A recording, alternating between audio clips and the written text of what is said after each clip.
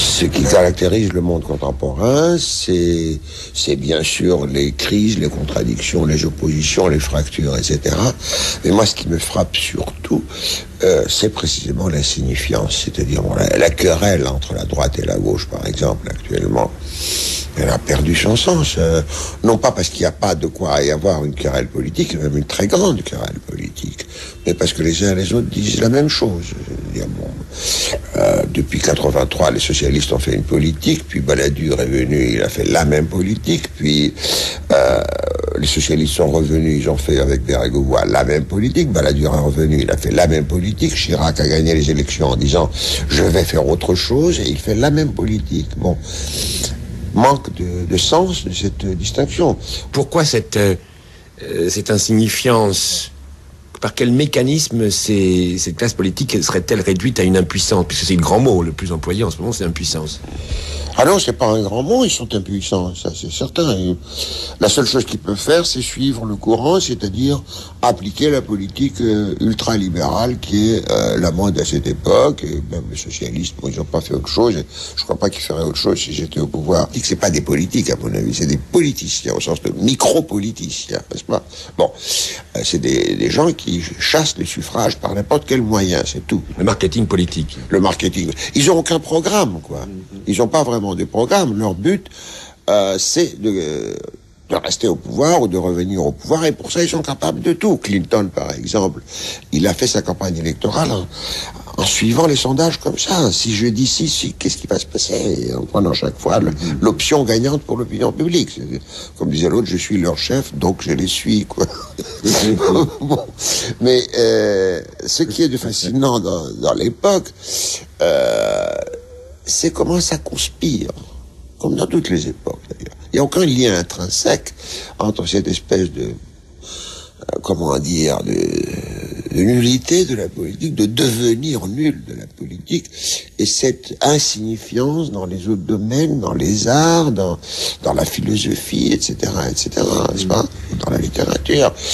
Et c'est ça l'esprit du temps. C'est sans aucune conspiration d'une puissance quelconque qu'on pourrait désigner, tout conspire au sens, respire dans le même sens pour les mêmes résultats, c'est-à-dire la signifiance. Bon, la politique c'est un métier bizarre, même cette politique-là. Ça a toujours été un métier bizarre. Pourquoi? Parce qu'elle présuppose deux capacités qui n'ont aucun rapport intrinsèque. La première capacité, c'est d'accéder au pouvoir. Si on n'arrive pas à accéder au pouvoir, on peut avoir les meilleures idées du monde, ça ne sert à rien. Ça implique un art de l'accession au pouvoir. La deuxième, c'est une fois qu'on est au pouvoir, d'en faire quelque chose, c'est-à-dire de gouverner. Bon, Napoléon savait gouverner. Clémenceau savait gouverner. Churchill savait gouverner. Bon, c'est pas des personnes que j'aime particulièrement, ni qui sont dans mes cordes politiquement. Je décris maintenant un type historique. Bon. Or, rien ne garantit que quelqu'un qui sait gouverner sait accéder au pouvoir. Oui. Alors, dans la monarchie absolue, accéder au pouvoir, c'était quoi? C'était flatter le roi. C'était dans les bonnes grâces de Madame Pompidou. Pas Pompidou, Pompadour. C'est un joli lapsus. On le gardera. On le gardera. Bon, Madame Pompidou, la pauvre d'ailleurs, elle ne mérite pas ça. Bon, donc, et puis après, ce qui se passait quand on était au pouvoir, c'était autre chose. Dans la forme de pseudo-démocratie sous laquelle nous vivons, accéder au pouvoir signifie être télégénique, flairer l'opinion publique. Vous dites pseudo-démocratie. On attaque la classe politique, d'accord, c'est une tradition. Là, vous la définissez donc comme insignifiante, comme suivant le cours de l'opinion. Mais il y a l'opinion, il y a les citoyens. Qu'est-ce qu'ils foutent, ces citoyens? Ben, les citoyens ne peuvent pas foutre grand-chose, parce que je dis pseudo-démocratie d'abord parce que j'ai toujours pensé que la démocratie dite représentative n'est pas une vraie démocratie.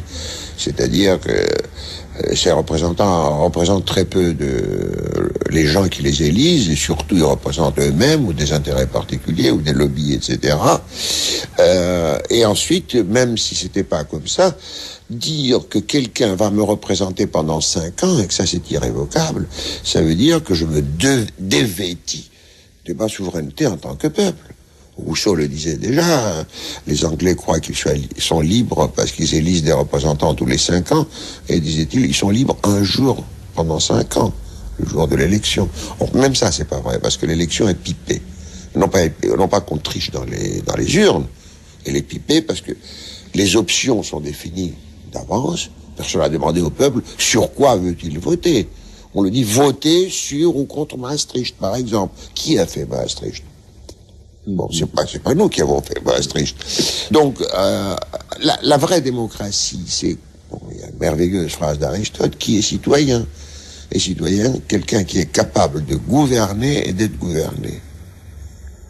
Est-ce qu'il y a 40 millions de citoyens en France en ce moment? Question. Mais pourquoi ils ne seraient pas capables de gouverner? Mais parce que toute la vie politique vise précisément à leur désapprendre à gouverner. Et vise à les convaincre qu'il y a des experts à qui il faut confier les affaires. Voilà. Et donc, il y a une contre-éducation politique. Au lieu que les gens s'habituent à exercer diverses sortes d'initiatives, de responsabilités, du pouvoir, etc., ils s'habituent à suivre ou à voter pour des options que d'autres leur présentent, etc. Alors, comme évidemment les gens sont loin d'être idiots, le résultat c'est quoi? C'est qu'ils y croient de moins en moins, et qu'il y a ce cynisme que nous constatons, l'apathie politique, le cynisme que nous constatons. Dans cette responsabilité citoyenne, dans cet exercice démocratique, est-ce que vous pensez qu'autrefois c'était mieux, qu'ailleurs aujourd'hui c'est mieux par rapport à la France? Non, ailleurs aujourd'hui, ce n'est certainement pas mieux, ça peut même être pire. Encore une fois, les élections américaines le montrent, n'est-ce pas? Bon, mais autrefois, c'était pas mieux au sens, c'était mieux de 2 points de vue. Dans les sociétés modernes, disons dans les sociétés à partir de la Révolution américaine et française, jusqu'à peu près la Deuxième Guerre mondiale, et un tout petit peu après, il y avait encore un conflit social et politique vivant. Les gens s'opposaient, les gens manifestaient. Ils manifestaient pas pour qu'on ne ferme pas telle ligne de la SNCF, ce qui, je ne dis pas que c'est méprisable, c'est quand même un objectif. Bon, mais ils manifestaient pour des causes politiques où les ouvriers faisaient grève. Ils faisaient pas grève toujours pour des petits intérêts corporatifs. Il y avait des grandes questions qui concernaient tous les salariés qui étaient au travail. Bon, et ça a marqué ces 2 siècles. Or, depuis, ce qu'on observe précisément, c'est un immense recul de l'activité des gens. Et là, on a un cercle vicieux. Plus les gens se retirent de l'activité, plus quelques bureaucrates, politiciens, soi-disant responsables, etc., prennent sur eux. Et ils ont une bonne justification. Ils disent, bon, je prends sur moi parce que les gens ne font rien. Vous voyez ? Et plus ces gens-là prennent sur eux, plus les autres se disent, bon, c'est pas la peine de se mêler, il y en a ceux qui s'en occupent, et puis de toute façon, il n'y peut rien. Alors ça, c'est la première raison. La deuxième raison qui est tout à fait liée à celle-là, c'est la dissolution des grandes idéologies politiques. L'idéologie, soit révolutionnaire, soit vraiment réformiste, mais pas réformiste pour rire, qui voulait vraiment changer des choses dans la société, pour 1001 raisons qu'on ne peut pas discuter maintenant, a été déconsidéré, a cessé de correspondre au temps, etc., à correspondre aux aspirations des gens, à la situation de la société, à correspondre à l'expérience historique. Bon, tout le monde nous dit, bon, c'est quand même étonnant, je vais me fâcher quand j'y pense, n'est-ce pas? Il y a eu cette espèce d'énorme événement qui est l'effondrement de l'URSS et du communisme. Est-ce que vous pouvez me dire une seule personne parmi les politiciens, pour ne pas dire les politicards de gauche qui existent actuellement, qui a vraiment réfléchi sur ce qui s'est passé, pourquoi ça s'est passé, et a, comme on dit bêtement, tiré des leçons. Or, alors que, évidemment, quelque chose comme ça appelle une évolution de ce type, à la fois d'abord dans sa première phase, l'accession à la monstruosité, si je peux dire, du totalitarisme, le goulag, etc., etc. Bon.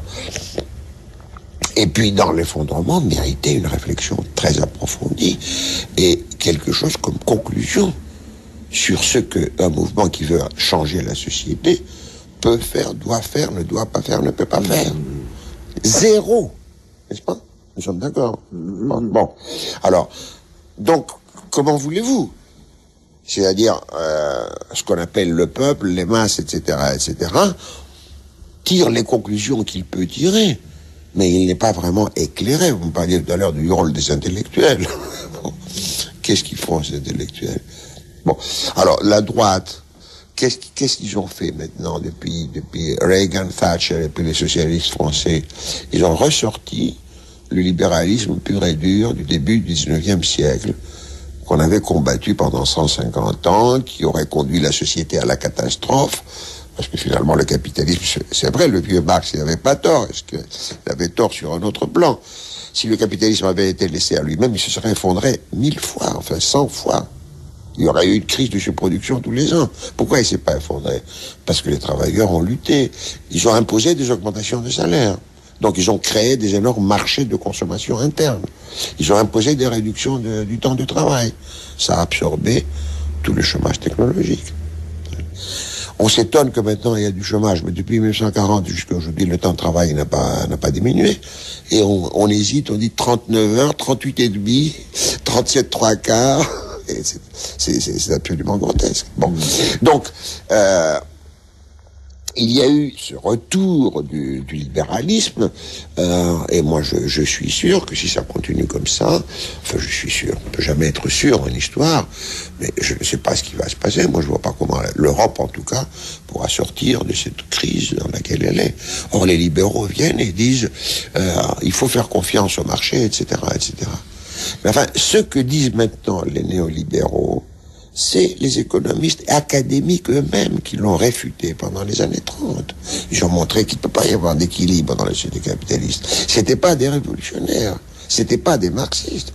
Ils ont montré aussi que tout ce que racontent les libéraux sur les vertus du marché, comme quoi il garantit une allocation, la meilleure allocation possible des ressources, distribution du revenu la plus équitable possible, c'est des foutaises. Tout ça, ça a été démontré.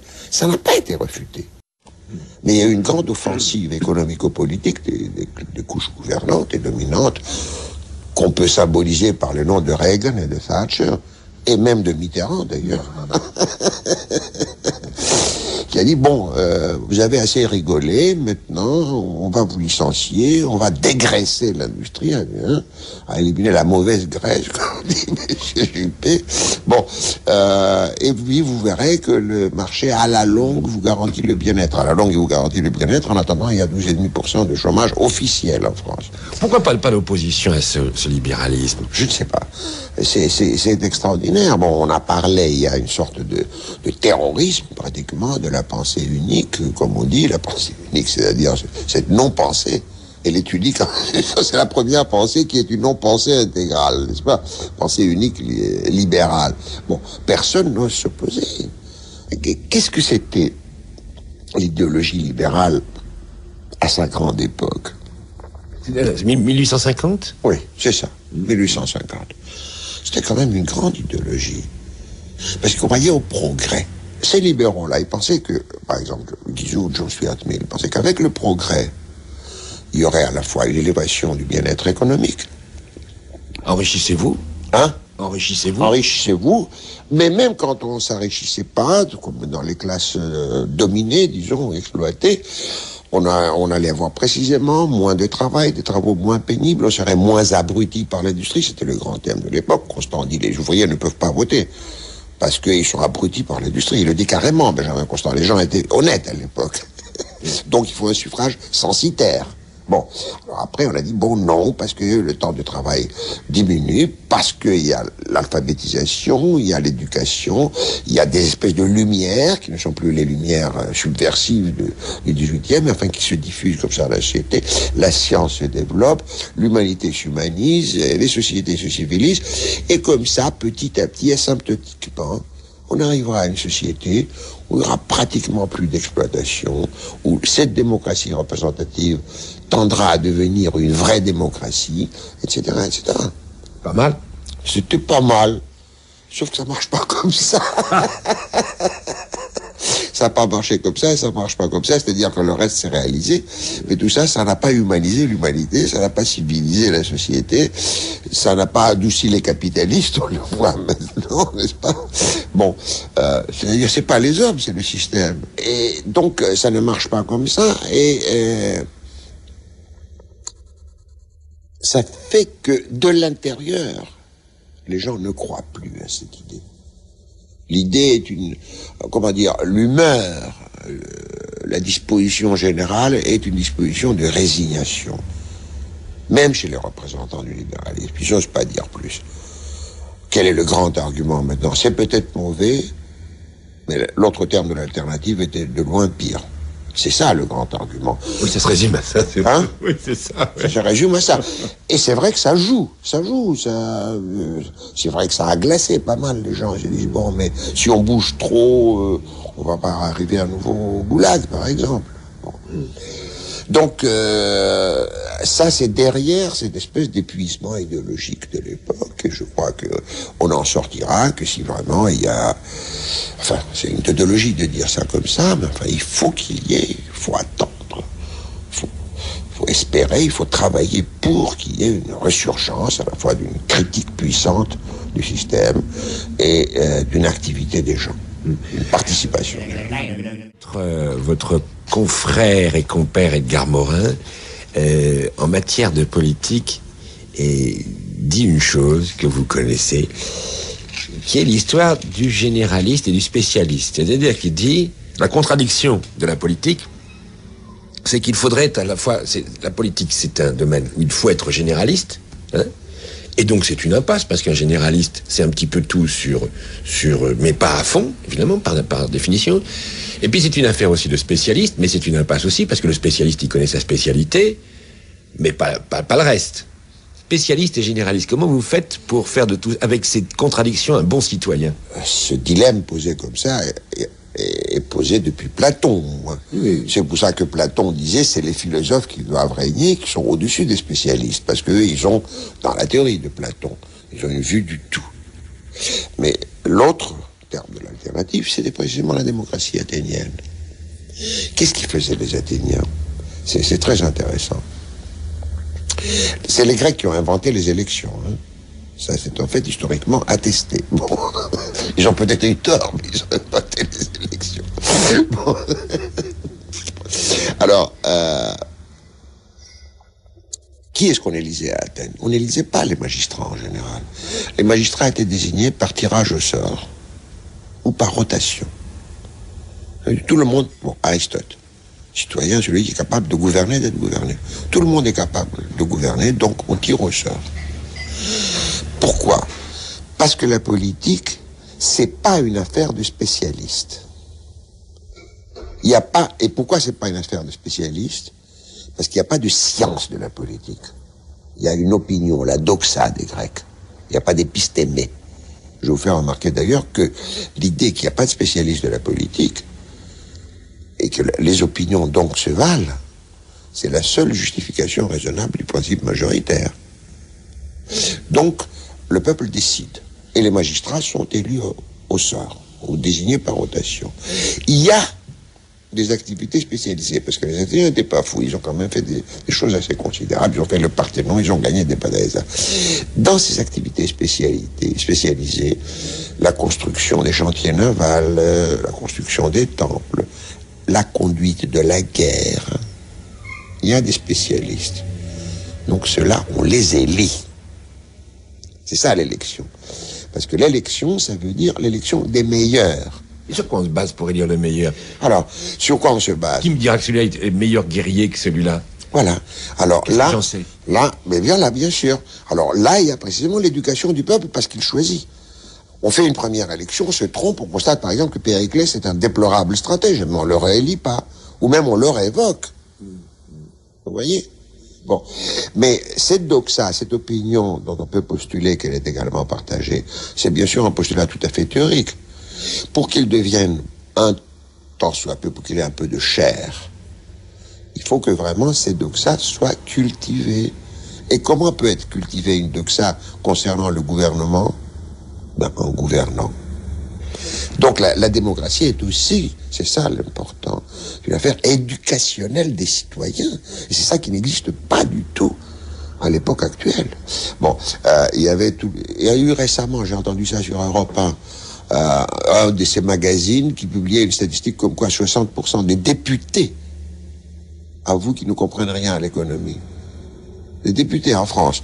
Et ceux-là, ils vont décider, ils votent, ils décident tout le temps, ils votent, ils augmentent les impôts, ils diminuent, etc., etc. Qu'est-ce qui se passe?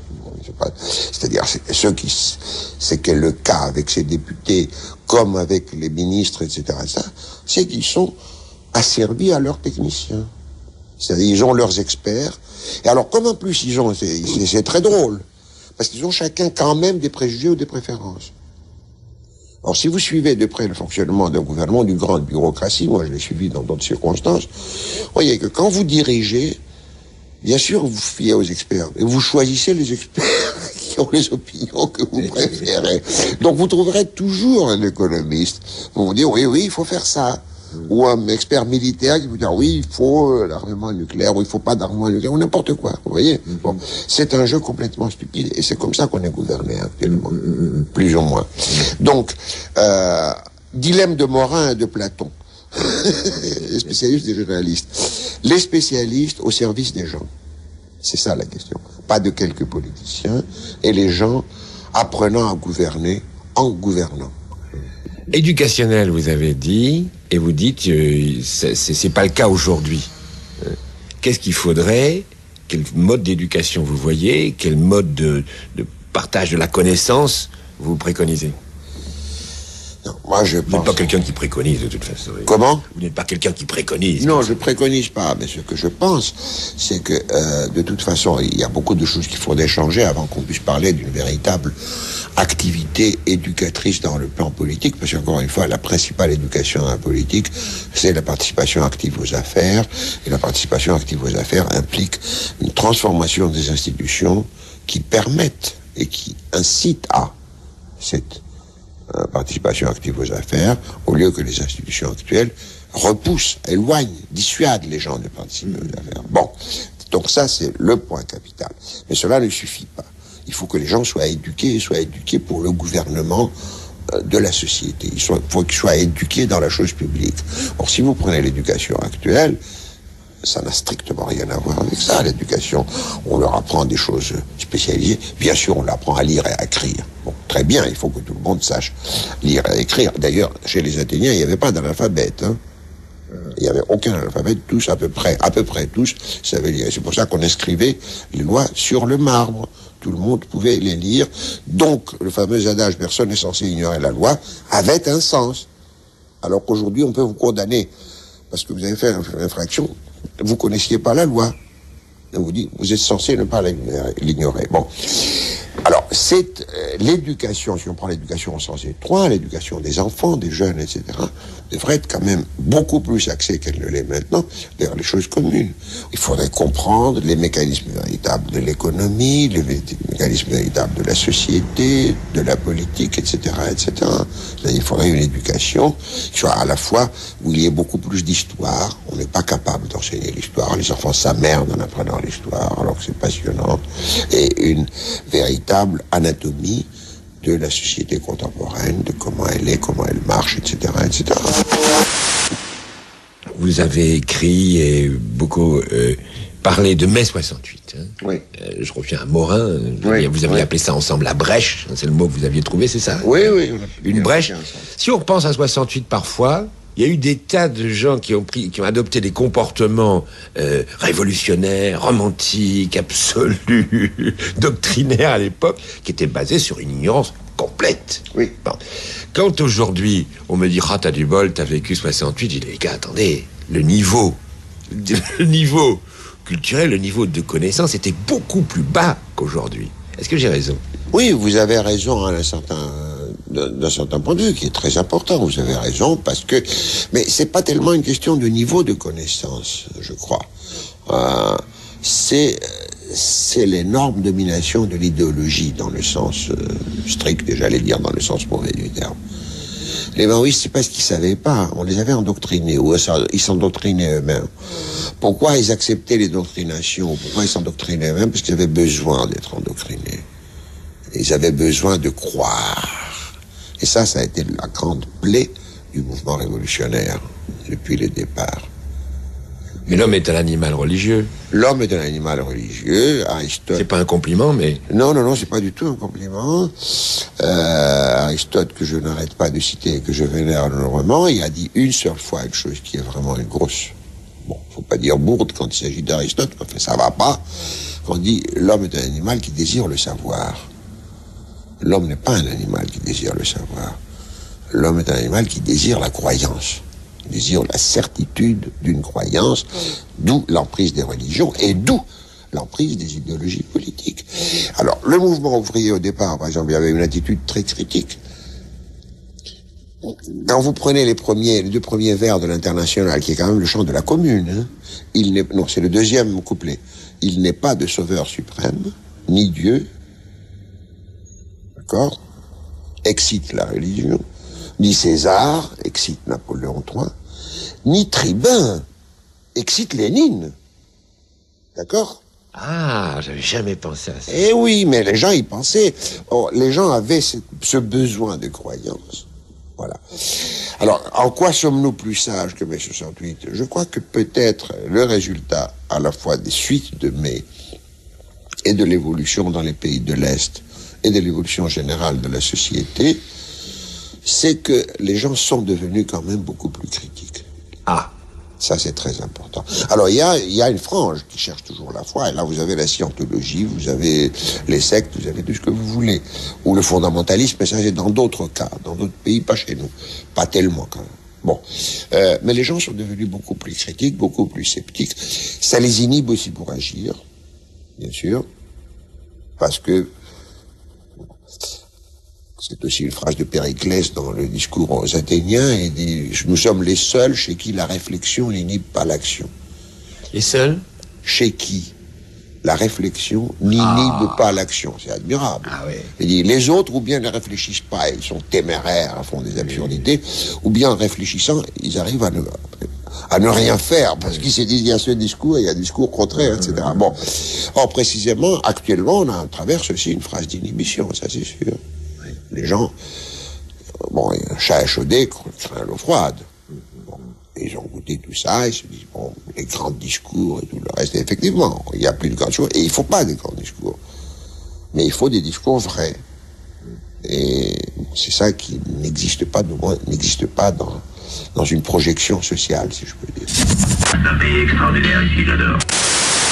Vous êtes psychanalyste aussi, hein, oui. qui fait peut-être la richesse de votre pensée, c'est aussi ce regard psychanalytique sur le monde. C'est pas si fréquent d'avoir plusieurs regards comme ça sur une chaîne. Raoul Vaneigem a publié un livre dont le titre est « Nous qui désirons sans fin ». Et de ce délirons. Nous qui désirons. Ah, qui désirons sans fin, oui. Nous qui délirons sans fin, oui. Nous qui désirons sans fin. Qu'est-ce que vous pensez de cette idée que de toute façon, il y a cet irréductible désir qui fait que l'histoire continue? Mais de toute façon, il y a un irréductible désir. Enfin, et encore. Là, vraiment, je sais pas si on aura le temps, on entre dans un gros chapitre. Parce que ça, c'est pas vrai, c'est un phénomène relativement moderne. Si vous prenez les sociétés archaïques ou les sociétés traditionnelles, il n'y a pas un irréductible désir. On parle pas là du désir du point de vue psychanalytique, on parle du désir tel qu'il est transformé par la socialisation des gens. Or, ces sociétés sont des sociétés de répétition. Bon. Alors là, précisément, et surtout dans l'époque moderne, il y a une sorte de libération, dans tous les sens du terme, par rapport à des contraintes qui étaient les contraintes de la socialisation des individus. C'est-à-dire, tu prendras une femme dans tel clan, dans telle famille, tu auras une femme dans ta vie, si tu en as deux ou deux hommes, ce sera en cachette, en transgression, etc. Tu auras un statut social, ce sera ça. Il y a une chose merveilleuse dans Proust, dans le monde de Combray, dans la famille de Proust, quelqu'un qui avait épousé, qui était de la très bonne bourgeoisie de province, enfin dans la famille qui décrit. Quelqu'un qui avait épousé une petite duchesse, une princesse, avait déchu. Même s'il avait de l'argent, il devenait un gigolo, quelqu'un qui sortait de sa caste pour monter plus haut. Mais monter plus haut, c'était déchoir. Être bien, c'était continuer dans cette voie. Peut-être ramasser un peu plus d'argent, mais continuer dans cette voie. Bon. On est entré dans une époque d'illimitation dans tous les domaines. Et c'est ça, nous qui avons le désir infini, vous comprenez? Or, cette libération est en essence une grande conquête. Pas question de revenir dans une société de répétition.